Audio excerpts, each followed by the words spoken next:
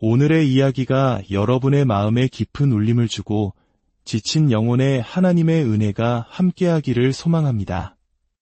잠시 시간을 내어 이 채널을 구독하고 영상을 공유해 주신다면 이 귀한 말씀이 더 많은 이들에게 전해지는 통로가 될 것입니다. 여러분의 작은 손길이 누군가에게는 큰 위로와 희망이 될 수 있습니다. 이 영상을 보시는 모든 분들의 삶에 하나님의 평강이 가득하기를 축복합니다. 우리 삶의 마지막 날, 우리는 어떤 모습으로 기억될까요? 오늘 저는 여러분에게 한 청년의 마지막 날에 대한 이야기를 나누며 시작하고 싶습니다. 그의 이름은 클레이튼입니다. 월요일, 그의 아들이 세상을 떠난 지 불과 몇 시간 후에 클레이튼의 아버지가 제게 전화를 걸어왔습니다. 저는 아들을 잃은 아버지의 목소리에서 상상할 수 없는 깊은 평안함을 느꼈습니다. 그는 아들의 마지막 날에 대해 담담히 이야기했습니다. 클레이튼은 자신의 마지막이 다가왔음을 알고 있었습니다. 10시간 넘게 코피가 멈추지 않았고 가족들은 이제 이별의 시간임을 직감했습니다. 그의 마지막 순간을 담은 영상을 촬영하던 친구들의 이야기는 더욱 놀랍습니다. 그날은 모든 것이 엉망이었습니다.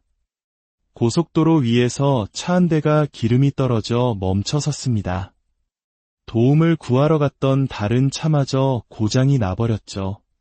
겨우 촬영 장소에 도착했지만 이번에는 촬영 감독이 카메라의 중요 부품을 입고 왔습니다.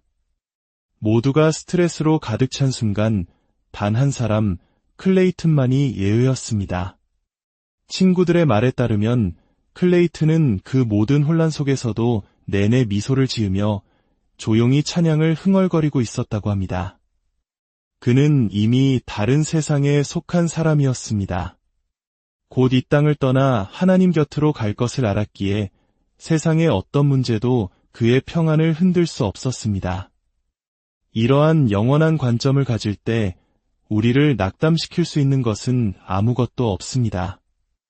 클레이튼은 우리 교회에 와서 이렇게 말했습니다. 저는 오히려 여러분이 안타깝습니다. 여러분은 마치 이 땅에서 영원히 살 것처럼 오늘을 살아가고 있기 때문입니다. 저는 압니다. 어느 날 밤 잠이 들면 다시는 깨어나지 못할 수도 있다는 것을요. 이 사실이 저의 모든 생각을 바꾸어 놓았습니다. 다가올 영원한 삶을 준비하지 않는 여러분이 저는 오히려 걱정됩니다. 이것이 바로 사도 바울이 빌립보서에서 말하고자 했던 핵심입니다. 우리의 시민권은 이 땅에 있지 않습니다. 우리는 땅의 일에 마음을 두지 않습니다. 빌립보서 4장 4절 말씀은 이렇게 시작합니다. 주 안에서 항상 기뻐하라. 내가 다시 말하노니 기뻐하라. 이 말씀이야말로 클레이튼의 삶 그 자체였습니다. 어떤 상황 속에서도 그는 기뻐했습니다. 왜일까요? 그의 마음은 이미 다른 세상, 하늘나라에 가 있었기 때문입니다. 그는 땅의 것들에 연연하지 않았습니다. 아들을 잃은 직후에 제게 전화해 그 모든 과정을 나눌 수 있었던 아버지의 평안함은 제게 큰 충격이자 감동이었습니다. 제가 이 자리에서 여러분에게 주 안에서 항상 기뻐하십시오 라고 말하는 것은 어쩌면 쉬운 일일 수 있습니다. 제 삶이 지금 평탄하기 때문일지도 모릅니다. 하지만 어린 시절부터 백혈병과 싸우다 이제 막 세상을 떠난 아들을 둔 아버지가 그 슬픔 속에서도 평안과 기쁨을 간직할 수 있다는 것은 완전히 다른 차원의 이야기입니다. 물론 그가 펄쩍펄쩍 뛰며 웃었다는 뜻이 아닙니다. 하지만 그 고통과 눈물 속에서도 그의 영혼에는 평안과 기쁨이, 주님 안에서의 잔잔한 기쁨이 흐르고 있었습니다. 이제 여러분 자신에게 물어보십시오. 사람들은 당신을 어떤 사람으로 기억합니까? 어떤 상황에서도 항상 주님 안에서 기뻐하는 사람으로 알려져 있습니까? 빌립보서 4장 2절과 3절에서 사도 바울은 교회 안에서 다투던 두 여성, 유오디아와 순두계에게 주 안에서 같은 마음을 품으라고 권면합니다. 바울은 그저 화해하십시오 라고 말합니다. 그 시절에는 교회 안에 영적 권위가 있었습니다. 바울이 화해하라고 하니 그들은 순종했습니다. 이혼을 앞둔 부부에게 제가 그만 싸우고 화해하세요. 두 분 다 그리스도인이라고 하지 않습니까? 라고 말할 수 있다면 얼마나 좋을까요? 우리는 우리 자신의 작은 문제보다 훨씬 더 큰 그림, 즉 죽어가는 영혼들에게 하나님의 사랑을 보여주어야 할 사명이 있음을 기억해야 합니다. 바울은 이어서 말합니다. 나의 동역자들을 도우라. 그들의 이름은 생명책에 있느니라. 이 말씀이 바로 주 안에서 항상 기뻐하라는 명령으로 이어집니다.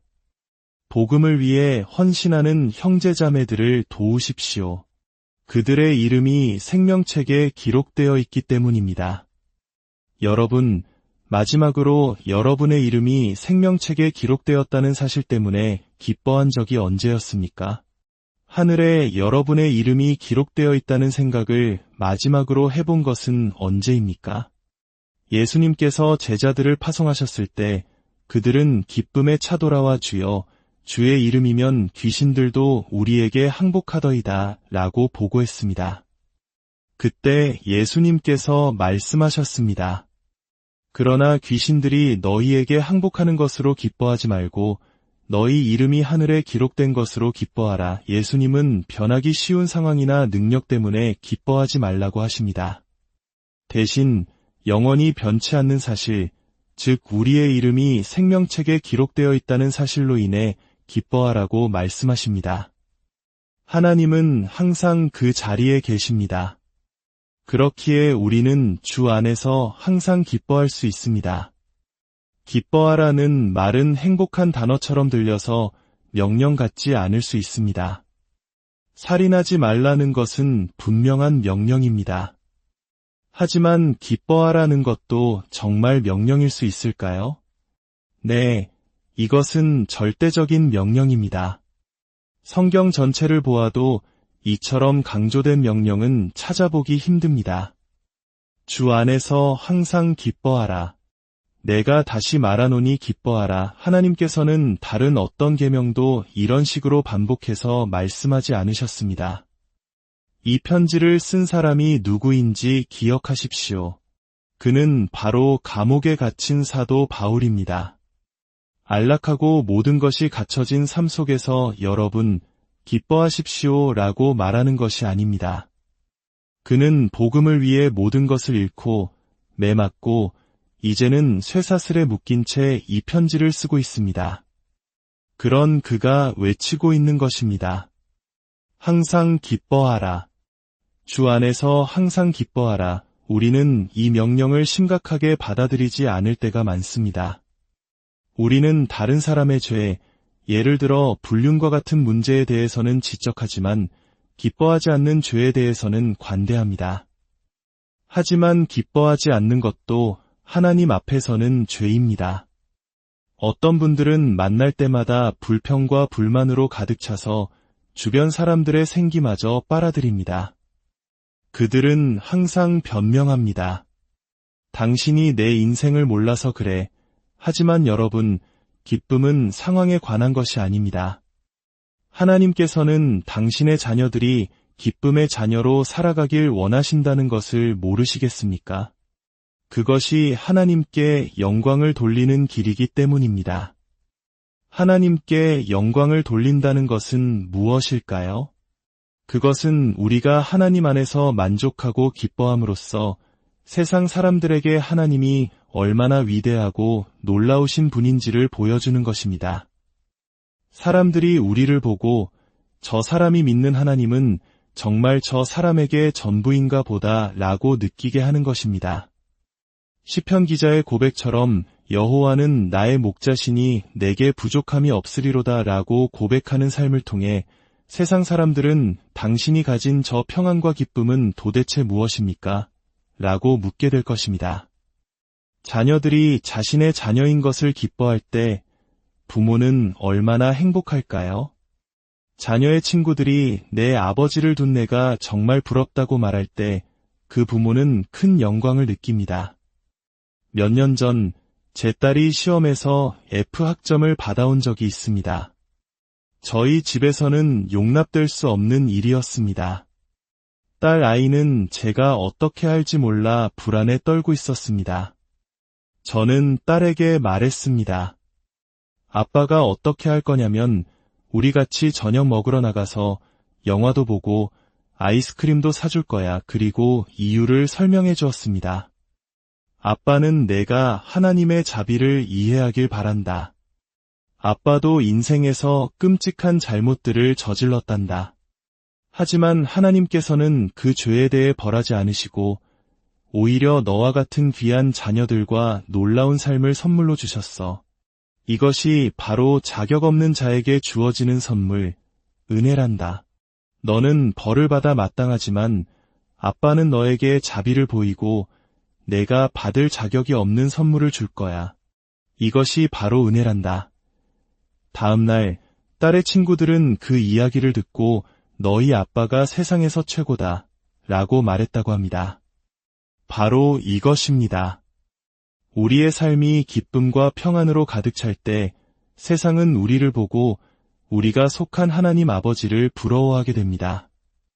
직장을 잃고 집을 잃고 심지어 자녀를 잃는 고통 속에서도 저 사람이 가진 평안은 도대체 무엇일까? 나도 저 평안을 맛보고 싶다. 나도 저 사람의 아버지를 나의 아버지로 삼고 싶다. 이것이 바로 우리가 세상에 보여주어야 할 하나님의 자녀의 모습입니다.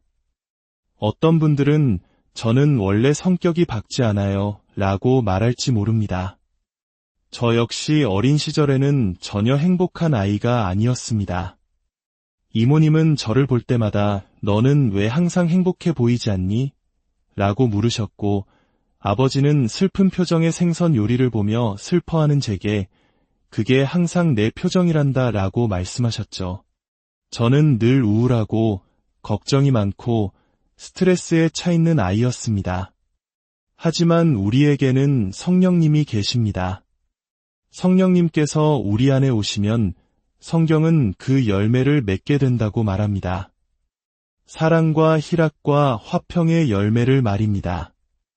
이것은 우리의 성격이 바뀌는 것이 아니라 우리 안에 오신 하나님으로 인해 우리의 존재가 변화되는 것입니다. 몇 년 전 어떤 수련회에서 제 딸이 저에 대해 인터뷰한 적이 있습니다. 사회자가 아빠를 생각하면 가장 먼저 떠오르는 단어가 무엇인가요? 라고 물었을 때 제 딸의 입에서 나온 첫 마디는 기쁨이었습니다. 이것이 바로 성령님께서 하시는 일입니다. 우리는 과거의 상처와 연약함에 얽매여 나는 절대 기뻐할 수 없어 라고 말하는 것을 멈춰야 합니다. 성령님을 통해 우리는 이 땅에서 가장 평화롭고 가장 기쁨이 넘치는 사람들이 될 수 있습니다. 때로는 힘들고 어려운 시간을 지나기도 하지만 우리는 기쁨을 위해 싸워야 합니다. 주 안에서 항상 기뻐하라. 내가 다시 말하노니 기뻐하라. 그리고 바울은 이어서 말합니다. 너희 관용을 모든 사람에게 알게 하라. 주께서 가까우시니라. 우리가 기뻐하고 모든 사람에게 너그러울 수 있는 이유, 그것은 바로 주님께서 곧 오실 것이기 때문입니다. 주님의 재림이 임박했기 때문입니다. 우리는 이 땅의 것들에 마음을 두지 않습니다. 우리의 시민권은 하늘에 있으며 우리는 그곳으로부터 오실 구원자 주 예수 그리스도를 간절히 기다리고 있습니다. 주님께서 가까이 계시다는 이 생각의 거대함을 놓치지 마십시오. 마태복음 25장에는 예수님께서 재림하셔서 양과 염소를 나누시는 심판의 장면이 나옵니다. 인자가 자기 영광으로 모든 천사와 함께 올 때에 자기 영광의 보좌에 앉으리니 모든 민족을 그 앞에 모으고 각각 구분하기를 목자가 양과 염소를 구분하는 것 같이 하여 상상해 보십시오. 인자이신 예수님께서 그 모든 영광 가운데 하늘로부터 내려오십니다. 2000년 전 아기의 모습이 아닌 만왕의 왕이신 그분의 본래 영광으로 오십니다. 그리고 요한계시록 5장에 따르면 수억의 천군 천사가 그분과 함께합니다. 그 장엄한 광경 속에서 이 땅의 모든 인류가 그분 앞에 서게 됩니다. 그때 이 땅의 명예와 부가 무슨 소용이 있겠습니까? 바울은 말합니다. 바로 그 순간이 언제라도 일어날 수 있음을 알기에 우리는 기뻐한다고 말입니다. 그날에 생명책에 내 이름이 기록되어 있기에 십자가에서 나를 위해 죽으신 그 구원자를 내가 믿고 내 삶을 그분께 드렸기에 그분께서 나를 그의 오른편에 두시고 내 양의 무리로 오너라라고 말씀하실 것입니다. 그렇기에 성경은 말합니다. 아무것도 염려하지 말고 다만 모든 일에 기도와 간구로 너희 구할 것을 감사함으로 하나님께 아뢰라. 여러분, 지금 무언가에 대해 염려하고 있습니까? 당신의 미래, 당신이 잃어버린 돈, 당신의 건강에 대해 걱정하고 있습니까? 하나님은 염려하지 말라고 명령하십니다. 여러분의 남은 생애 동안 단 한 가지도 염려하지 않고 살아가는 당신의 모습을 상상해 보십시오. 얼마나 자유롭고 행복할까요? 이것은 불가능한 이야기가 아닙니다. 하나님의 명령입니다. 하나님께서는 우리가 염려하기를 원치 않으십니다. 마치 아버지가 자녀들의 모든 필요를 책임지듯 하나님께서는 우리가 모든 것을 그분께 맡기고 평안하기를 원하십니다. 걱정하고 염려하는 대신 감사함으로 하나님께 우리의 문제를 아뢰기만 하면 됩니다. 그리고는 다시 기쁨의 자리로 돌아가면 됩니다. 우리가 기도하고 나서도 여전히 염려한다면 그것은 우리가 하나님을 온전히 신뢰하지 못한다는 증거입니다. 마치 무능한 직원에게 일을 맡기고 계속 불안해하는 상사처럼 말입니다. 하지만 우리가 전능하신 하나님께 우리의 문제를 맡겼다면 우리는 그분이 가장 선한 길로 인도하실 것을 믿고 평안할 수 있습니다.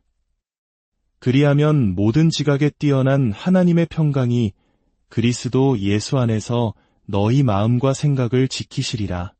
하나님의 평강을 생각해 보십시오. 모든 것을 주관하시는 하나님께는 불안이나 염려가 없습니다. 우리가 그분께 가까이 나아가 기도할 때 그분의 평강이 우리의 마음과 생각을 지키는 방패가 되어줍니다. 세상이 이해할 수 없는 초자연적인 평안, 사람들이 우리의 모습을 보고 충격을 받을 만큼의 평안입니다.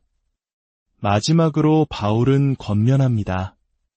끝으로 형제들아 무엇에든지 참되며 무엇에든지 경건하며 무엇에든지 오르며 무엇에든지 정결하며 무엇에든지 사랑받을 만하며 무엇에든지 칭찬받을 만하며 무슨 덕이 있든지 무슨 기림이 있든지 이것들을 생각하라. 우리의 생각은 어디에 머물러 있습니까?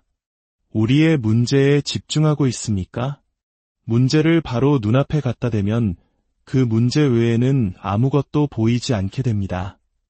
그러나 우리의 시선을 돌려 참되고 아름답고 칭찬할 만한 것들, 즉 우리를 구원하신 그리스도와 그분의 영광스러운 재림, 그리고 생명책에 기록된 우리의 이름을 묵상할 때 우리의 마음은 기쁨으로 채워질 것입니다.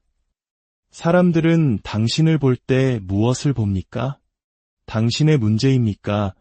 아니면 당신 안에 있는 초자연적인 평안과 기쁨입니까?